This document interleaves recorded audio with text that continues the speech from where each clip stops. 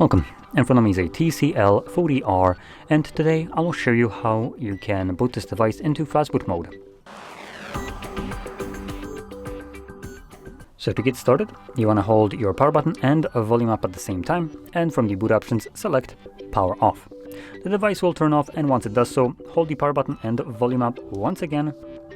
And when you see the TCL logo on a screen, you want to let go of the power button, but keep holding volume up.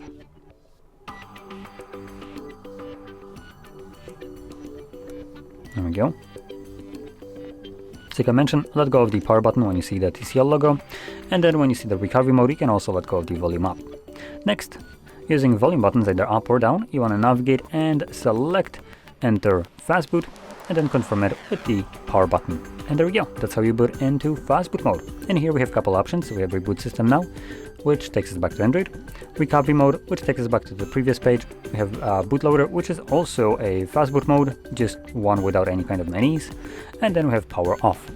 And just like before, you navigate using your volume buttons, and you use power button to confirm the selected options, which for me, that was Reboot System Now, which like I mentioned before, will take me back to Android.